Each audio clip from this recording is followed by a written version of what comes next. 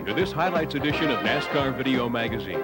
In the next few minutes, we'll take you behind the scenes and to the front row of the NASCAR action that's not available anywhere else.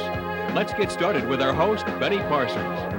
At the end of each issue of NASCAR Video Magazine, I've asked for suggestions of what you'd like to see. And the number one request is, what's it really like to work on a Winston Cup team? What does the crew have to go through to prepare to race? Well, in this issue, we're going to show you.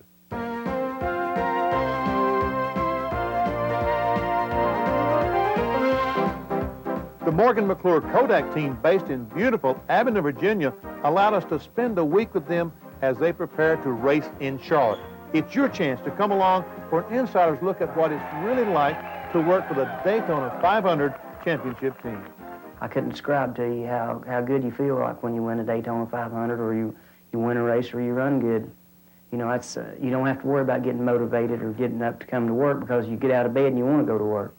And it's like people that just work an ordinary job. I don't see how they, I don't see what draws them out of the bed anymore. And I know if I didn't do this, I don't know how I could get up. Everybody makes sacrifices. If you want to win, if you want to be successful, you got to do what it takes. And sometimes it's, the task is large and it takes a lot, and you have to give up a lot of other things that you'd rather be doing, maybe not rather be doing, but that you could be doing, that are just not as important as winning. And winning's everything to me and to this race team, and we're committed to it.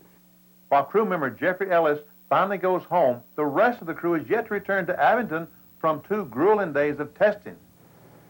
It's even later when the truck finally gets back to the shop. And in the surrounding hills, the crew finds their way to their homes for what will be a quick hello to their families and a short night's sleep. The crew arrives early. An extraordinary amount of work lies ahead. The team gets right to it, moving like a fine-tuned machine. Nothing needs to be said. Each man knows his job. After every race or test session, like the one the team has just completed at the Charlotte Motor Speedway, that's the site of this weekend's race, the entire car is disassembled from end to end. Virtually no part, no screw, no bolt, no cable is left untouched. Within minutes after the team has arrived, the engine is pulled and put on the dynamometer under the scrutiny of wily veteran, chief engine builder Shelton Pittman, better known as Run.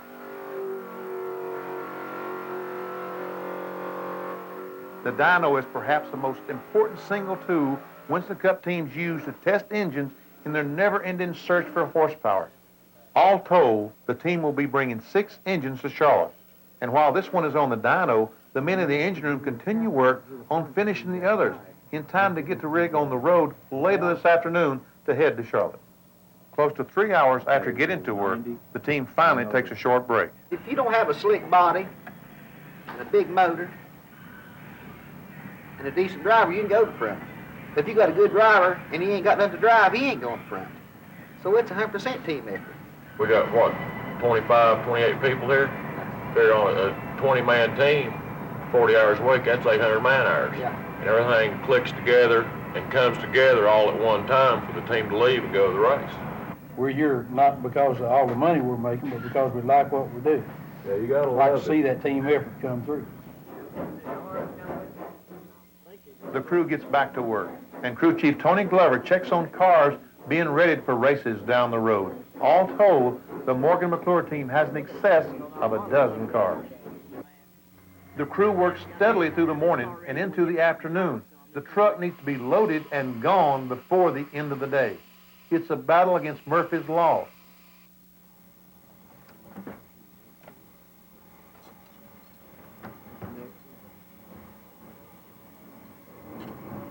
Every part must be perfect, and it must be perfectly measured, calibrated, and installed.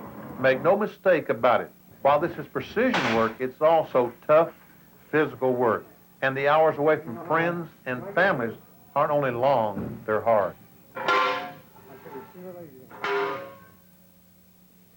All the pieces have come together, and finally, the engine is dropped back in the car.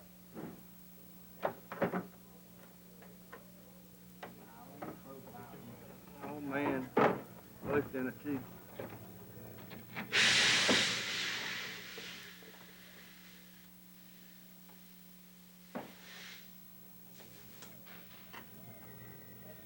Move, Paul. A crew member calls out, "Fire in the hole!" and the engine roars to life.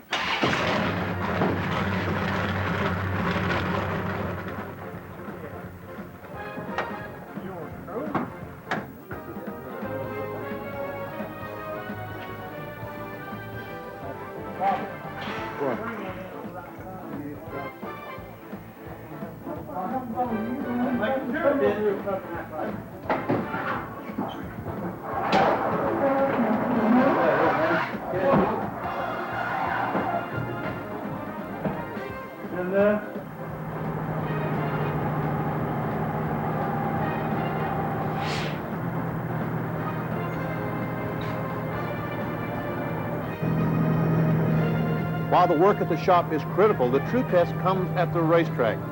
Later in this edition of NASCAR Video Magazine, we'll join the Morgan McClure Kodak Chevrolet team in the garage area of the Charlotte Motor Speedway and let you see what it's like to work in the Winston Cup garage area. NASCAR Winston Cup racing has grown to be the most popular form of auto racing in the world. Dr. Jerry Punch takes us back to the beginning with how the sport got started.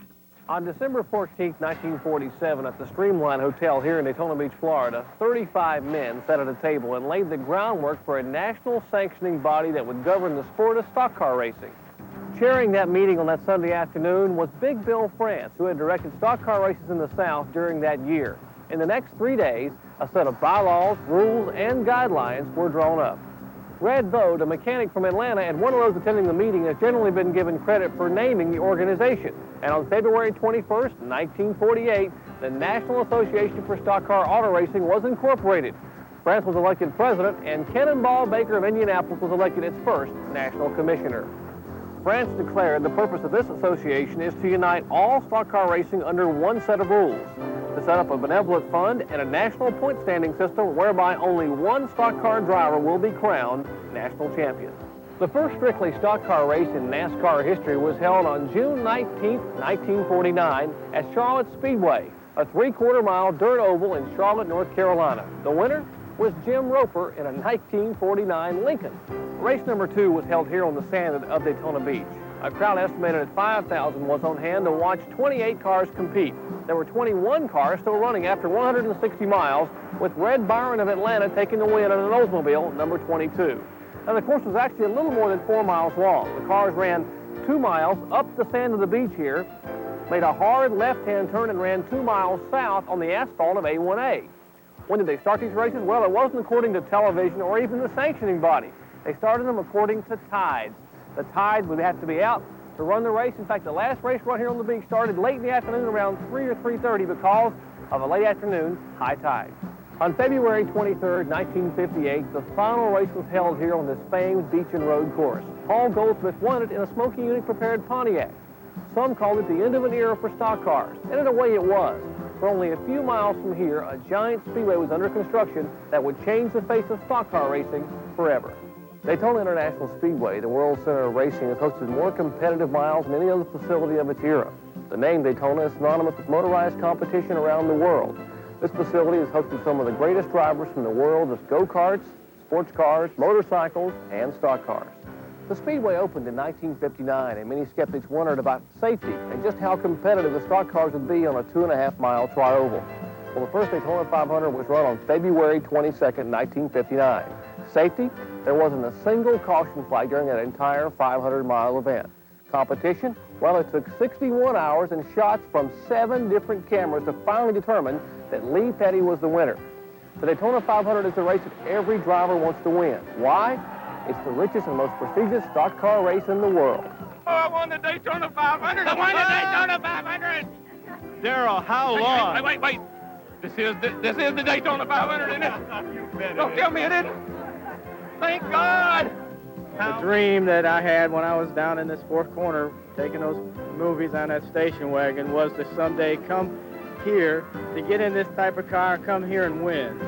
And so by coming here and winning in '86, completed that cycle that I had as a little boy. And so this is the most important race right here in Daytona. And I guess it always has been and always will be. Coming up later, NASCAR Video will take you to visit with the man who has been here to Victory Lane at Daytona more than any other driver in stock car racing, the king Richard Petty. In one of our regular features, three-time Winston Cup champion Darrell Waltrip shows you how to drive like a pro. Most of us in today's society are worried about weight control and what we can do to keep the right amount of weight in the right places. Well, the same is true in successful race car driving. The tip I have for you today is how to avoid a condition called TTO, trailing throttle oversteer. Sounds pretty technical, but the theory is quite simple. Now, most of our racing is on ovals with wide sweeping turns, but it's a different ball game at Watkins Glen or Sears Point. On the oval, the car's weight stays even, especially on super speedways. On the road course, the car is constantly under different weight changes to the front and back because of hard braking and acceleration. Now then, what kind of traction should we expect from the front tires when most of the car's weight suddenly is transferred forward in an instance of sudden deacceleration? Well, the traction of the front tires will be better than the rear tires because there's more weight over them, right? It's a pretty simple concept. The front tires hold better under braking, the rear tires hold better under acceleration. Basically, it's just a matter of where the weight is, front or rear. Have you ever been traveling down an interstate? Of course you're doing the speed limit, and you spot your off-ramp too late and you ask yourself, what would Ironhead or Wild Bill do? Well, we know the answer to that. You're going for it. You check your mirror, it's clear, bonsai! Now you're in the middle of the ramp without the high banks of Daytona to help you, and you suddenly think to yourself, what kind of deductible do I have? Your self-preservation says, hold on here, jump off the gas, and get to the brakes fast. That's a normal reaction, but perhaps not the best one. Let me explain why making a sudden move off the throttle to the brake could put a couple of minor dings in your car, or even worse. What happens as you're moving onto the ramp is the car's weight is rolling to the side, not your normal driving condition, but not out of control yet because you still have traction from all four tires. But if you jump off the gas pedal too quickly, you unbalance the car. The weight shifts to the front, making those tires grab better. As the rear of the car becomes unweighted, the next thing you know, the taillights are now where the headlights used to be. So remember, the higher the speed, the more gentle and precise you have to be. Remember where your weight is. I know exactly where my weight is right there. NASCAR Video Magazine's Tech Report gives you an inside look at the mechanical developments in Winston Cup racing. Here's Gary Nelson with a report on a new way to shift gears.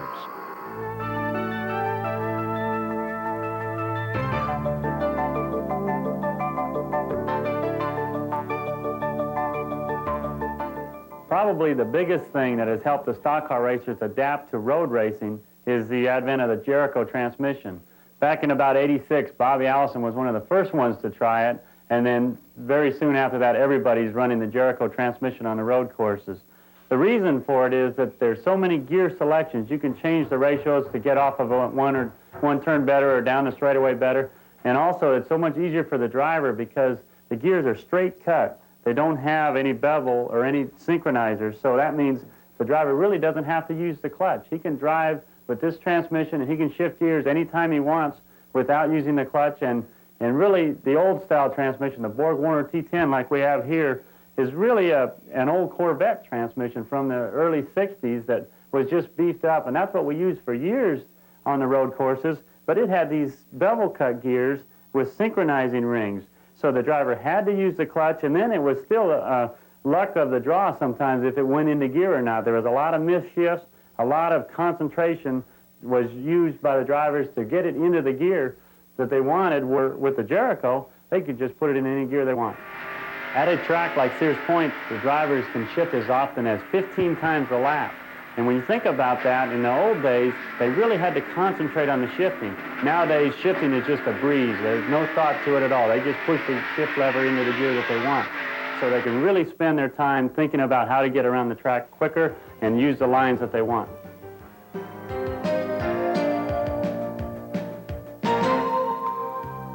We conducted a poll with top racing journalists to pick the top stock car drivers of all time. Here's Benny Parsons' look at the winner. When you stop and look at the Winston Cup record book, his numbers are staggering. Most career wins, 200. Most wins in a season, 27 in 1967. Most consecutive wins, 10 in 1967. 18 consecutive seasons with at least one win.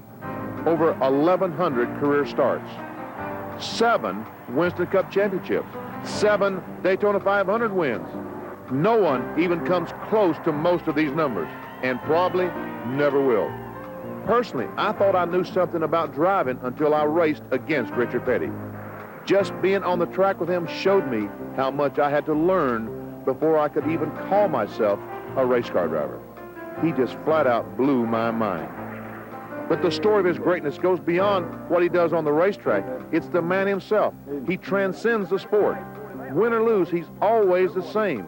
There's that big smile, the love and respect he has for the fans, as well as the love they have for him. Man, you can feel it.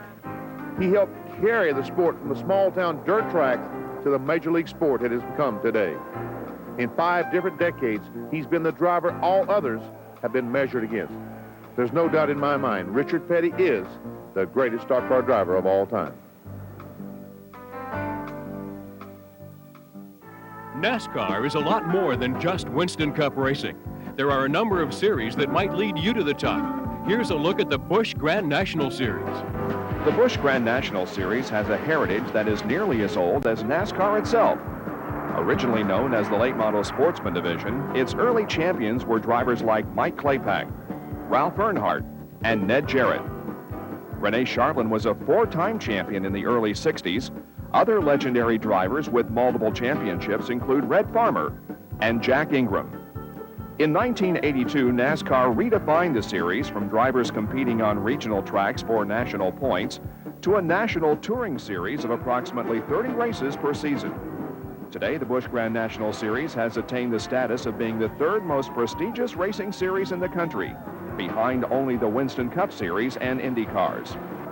While many have used the series as the last stepping stone to a Winston Cup career, others like Tommy Houston, Jimmy Hensley, and Ingram have found a career racing in the Busch Grand National Series is all any driver could wish for. Competition is the key word, with each season producing records for new winners as well as different winners. On many tracks, the Busch Grand National stars have a chance to compete on an equal basis with their Winston Cup counterparts. In 1991, the series has had a great mixture of experienced veterans like Bound and Hensley finding victory lane along with exciting new winners like Kenny Wallace and Bobby Labonte. The Busch Grand National Series is a great place to spend a racing career, or use it as the final step to the Winston Cup Series.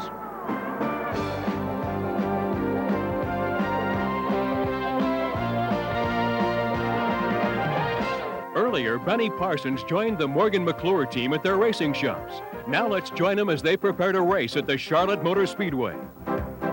After unloading, the first order of business is the first phase of inspection by NASCAR officials. Well, the first thing we do, we go to the gas pump. We fill the car up with, racing gas. We go through the scales and weigh it. All Winston Cup cars have to weigh 3,500 pounds total weight. They have to weigh 1,600 pounds on the right side. Then they got the templates that you go through. Our cars are Chevrolet Lumina, but not all Chevrolet Luminas are the same. They want our cars to look like stock appearing cars, so they have just an aluminum template to simulate the shape of all the cars, and they have to meet that template within 3/8 of an inch. So any place you don't meet it, you have to trim, shave, or what have you to make it meet NASCAR's requirements. Yeah, right now we're ready. We've got the sticker on our windshield, which means that it meets all NASCAR requirements, and right now we're just waiting for our first practice session. He may not be with the crew all week, but make no mistake about it, Ernie Irvin's very much a part of this team. Together, they make a unique fit. The crew and the owners, calm, meticulous men. Ernie, brash and aggressive. Opposites that complement each other and make for a winning combination.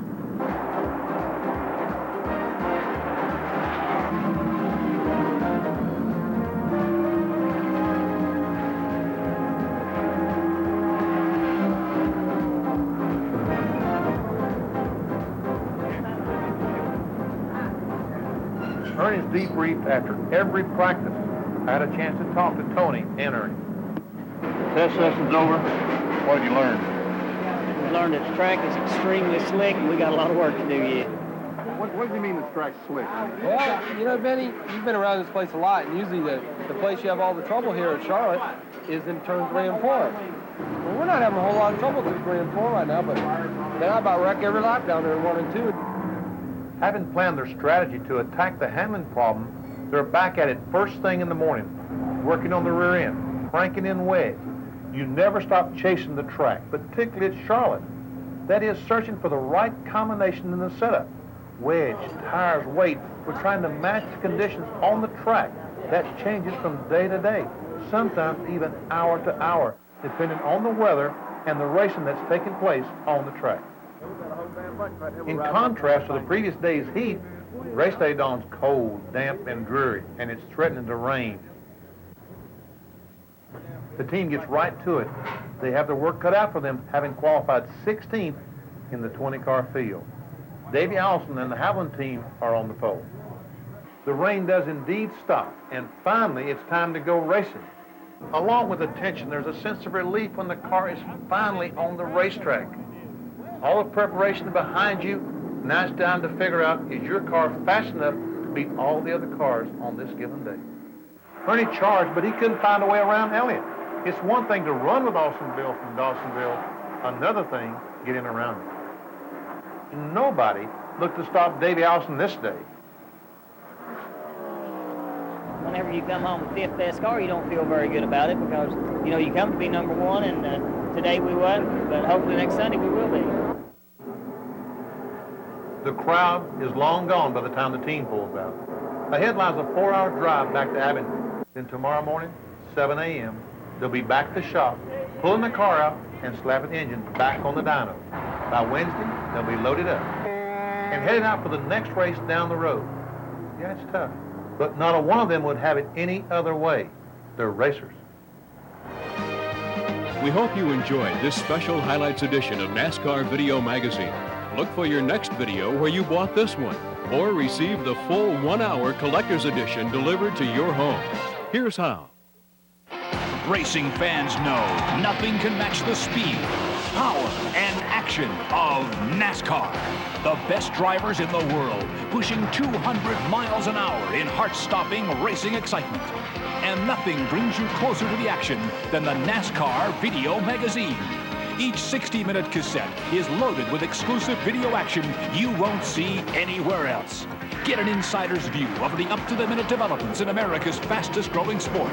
It's a rare chance to meet the Iron Men who pioneered stock car competition. You'll learn the secret strategies of today's racing superstars with your host, NASCAR legend Benny Parsons.